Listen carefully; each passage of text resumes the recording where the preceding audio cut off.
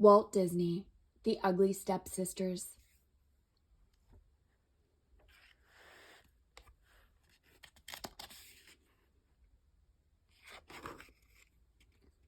The Ugly Stepsisters. Today was the day Cinderella's stepsisters and stepmother were to arrive. Cinderella and Prince Charming waited at the entrance to their castle. "There they are," said Cinderella. "Now we must be sure to make this a happy visit. After all, I have not seen my stepsisters and stepmother for such a long time." "Yes, my love," said the prince. "Stepmother, Drusilla, and Anastasia, I am so happy to see you," said Cinderella. "My, Cinderella, how pretty you look," said the stepmother. "Would you send our clothes up right away? The girls must have their beauty rest. We've had a busy day." "Yes, stepmother, whatever you say," said Cinderella. "Oh, boy, look at all those boxes. It looks as if they are going to stay a long time," Jack said to Gus. Then they hurried after Cinderella to see if they could help. The sisters and their mother went up to rest. Then they came downstairs, just in time to eat. Cinderella had ordered the cook to make all the foods that the stepsisters loved. "I hope you will be happy here," Cinderella told them. "Of course we will be happy here," said the stepmother. "Why shouldn't we be happy?" she asked. The prince watched them and wondered, how could this kind, beautiful Cinderella have such mean and ugly stepsisters?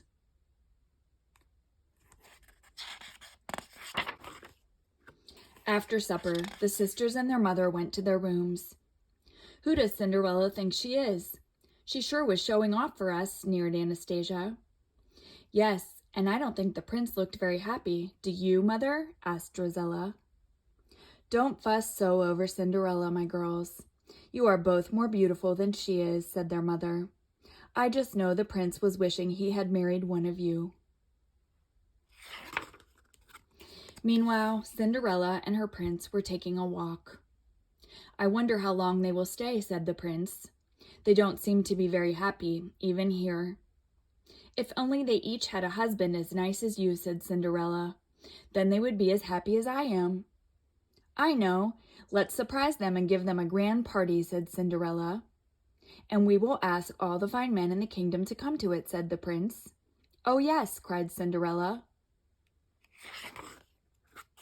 The next morning, Cinderella called her servants together. She told them about the party. "It is a surprise," she whispered. "Be sure not to let my stepsisters know. We'll say it's a party for some very important people." But the stepsisters had been hiding at the bottom of the stairs. They heard the word party. What is all this about a party, they wondered. They heard Cinderella say it was a party for important people. The sisters ran to tell their mother. "Important people indeed," said the sisters to their mother. "She just wants to show off again." "Don't worry, my dears," their mother said. "Just listen to me. I have plans for Cinderella's important party." The sisters listened. Then they laughed. "Oh, what fun," they said. In the library sat the prince and Cinderella. The prince called out the name of every man in the kingdom. For each name, Cinderella wrote an invitation. A servant carried all of the invitations into the hall. That night, the sisters crept downstairs to the hall. "We will take care of Cinderella and her party plans all right," they laughed to each other. "Let's just put the invitations into the wrong envelopes. Then the guests will be very upset. They will not want to come to the party." Jack and Gus heard the stepsisters' evil plan. They waited until the sisters went back to bed. "We don't have a minute to waste," cried Gus. "We must put the invitations in order or Cinderella's party will be ruined," said Jack. Gus and Jack worked all night.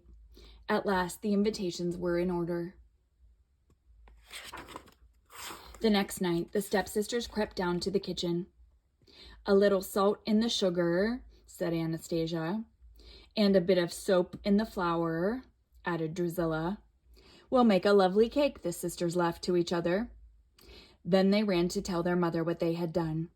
They did not see Jack and Gus.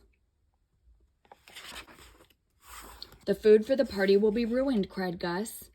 "There is only one thing to do," said Jack. "We will have to pour out all the sugar and flour. Then the cook will have to buy more."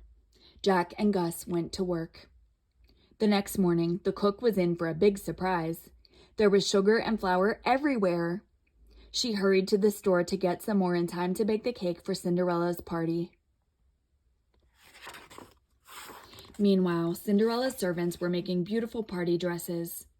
The dresses were to be part of the stepsisters' surprise. But the sisters found out about the dresses. They thought the dresses were for Cinderella. The stepsisters marched right into the sewing room. "These dresses are not good enough for Cinderella," they sneered. "Those ugly ribbons will have to come off." And with that, the sisters ripped up the dresses. Then they left the room.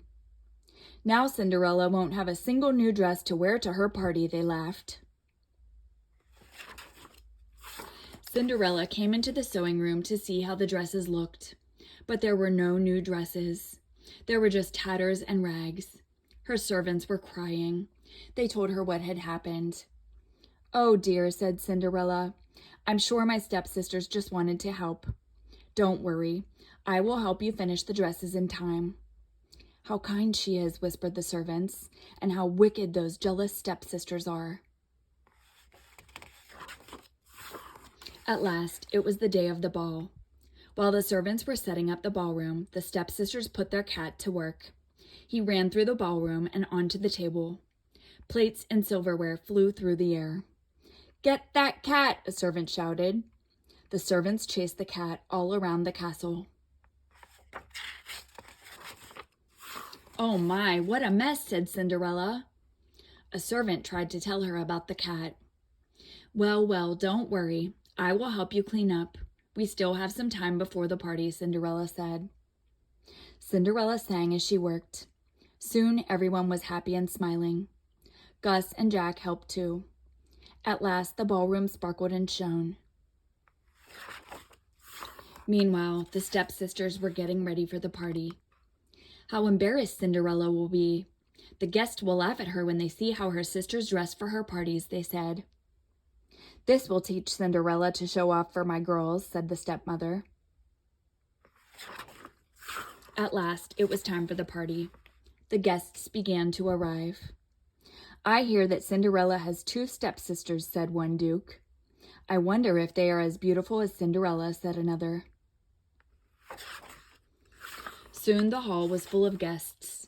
The dukes and earls waited for Cinderella's stepsisters to come down. The stepsisters and their mother walked to the top of the stairs. "Ag! Oh no!" the guests gasped. They cried out in horror because the stepsisters were so ugly. All at once, the men, young and old, ran for the door. They hurried to get away. "Oh dear," said Cinderella. "I invited all these nice people to meet you." "But who were the very important people you were giving the party for?" asked the stepmother. "Why, you were," said Cinderella. "You and my stepsisters." Just then the prince whisked Cinderella onto the dance floor. The ugly sisters began to cry. "It serves them right. They are so mean and jealous," said Jack to Gus. And they laughed as they danced the night away.